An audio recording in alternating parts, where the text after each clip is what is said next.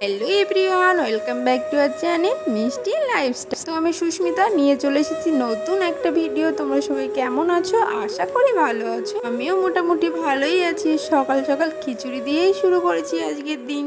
জানো তো বন্ধুরা, যখন আমার খুব তাড়া থাকে তখন কিন্তু আমার খিচুড়ি বেস্ট অপশান, তাও আবার প্রেশার কুকারের খিচুড়ি। তারপর এদিকে দেখো, আমার কিন্তু প্রচুর কাজ আছে, আজকে মালও আছে, তা আমি অবশ্য খুব একটা চা খাই। আজ কিন্তু খুব সকাল সকাল ঘুম থেকে উঠেছি, তাই একটু চা নিয়ে বসে পড়েছি, কাজগুলো সেরে নিয়েছি। এদিকে দেখো, বড়বাবু বাজার থেকে মাছ নিয়েও চলে এসেছে।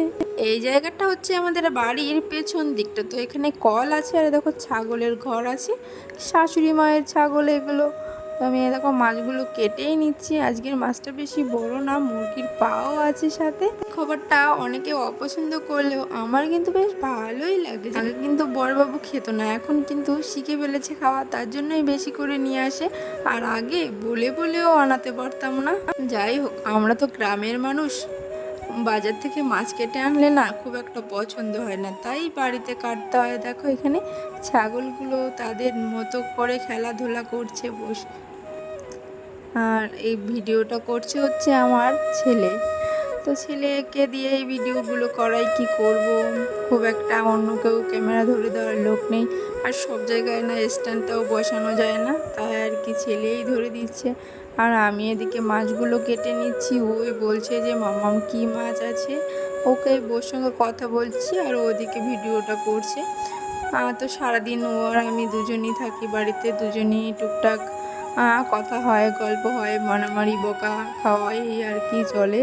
এইভাবেই আমাদের দিনটা চলে, সারাদিন প্রতিনিয়ত এইভাবেই চলছে। তো এখানে দেখো পাবদা মাছ আছে, চিংড়ি আছে, আর দেখো পাবদাগুলোর সাইজগুলো কিন্তু আমার কিন্তু খুব একটা ভালো লাগে না পাবদা মাছ খেয়ে, আর কি পড়তা হয় না আমার। কিন্তু অনেকে বলে যে সবার নাকি ভালো লাগে। চিংড়ি আছে, আর এখানে একটু চিকেন আছে।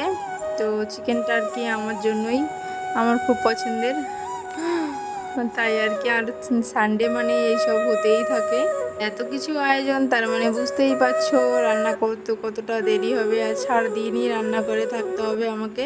আর খুব কিছু বেশি কিছু রান্না করব না, এখানে পটল ভাজা করছি, একটা তরকারি হচ্ছে মাছের, মানে আর কি ঝোল, চিকেনটা করব, তারপর আবার অনেক এদিকে টুকটাক যা কাজ থাকে রান্না করতে করতেই যতটা সম্ভব গুছিয়ে নেব।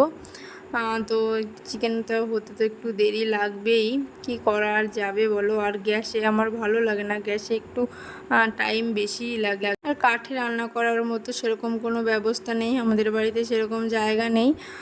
তো কি করব, গ্যাসেই করতে হচ্ছে। তো তোমাদের কার কার কাঠে রান্না করতে ভালো লাগে একটু কমেন্ট করে জানিও। আর গ্রামের মানুষদের তো কাঠে রান্নাই বেস্ট, আর কাঠের রান্না তো ভীষণ ভালো লাগে খেতে।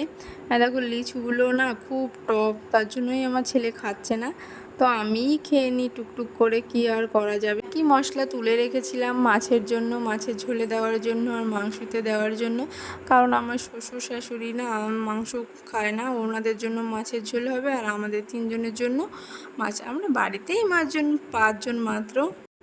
লিচিগুলো ছাড়িয়ে ওকে দিয়েছি, কিন্তু ও না খুব মানে টকের জন্য খাচ্ছে না।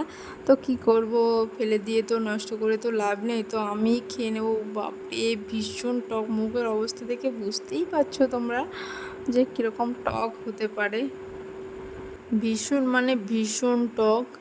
তারপর আমার রান্নাটা এদিকে হচ্ছে, কষানোটাই প্রায় হয়ে এসেছে, তো আর কিছুক্ষণের মধ্যে রান্না হয়ে যাবে। তারপর আবার সেলাইয়ের কাজ আছে, আজ খুব খাটনি হয়ে যাবে জানো তো, সকাল থেকে শুরু করে সারাটা দিন, মানে এইভাবে খাটতে থাকলেও না কোনো নাম নেই। আমার ছেলে না কষানো মাংস খেতে ভীষণ ভালোবাসে, আর ও হয়তো উপরে আছে, ওকে ডাকছি কখন থেকে, কিন্তু কোনো সাড়া পাচ্ছি না। তো দেখি একটা তুলে আমি খেয়ে দেখি, আর এদিকে দেখো বাসনও জমে গিয়েছে।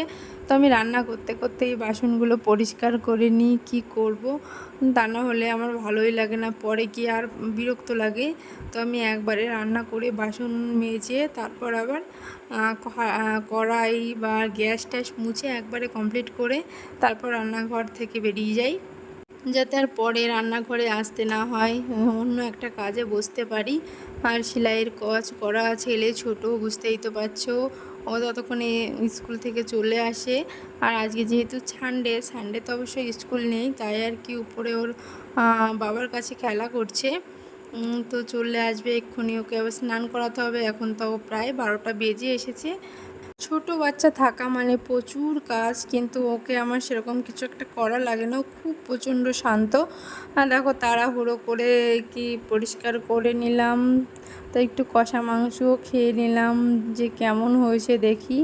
তো অবশ্য আমার খাওয়া মানেই তো বুঝতেই পারছো পোলট্রি মাংসর 6 লিটার। দেখো নাইটির কাজ আছে কতগুলো, এখনও প্রচুর কাজ বাকি আছে আমার। দিকে বেডের অবস্থাও ভীষণ খারাপ আমার। আর এখানে বসে পড়াশোনা করেছে, সকালবেলায় ঘুম থেকে উঠে ও মানে একটু পড়ছিল, আর আমি এদিকে সেলাই করছিলাম, তো আর গোছানো হয়নি। টাটা, দেখা হচ্ছে।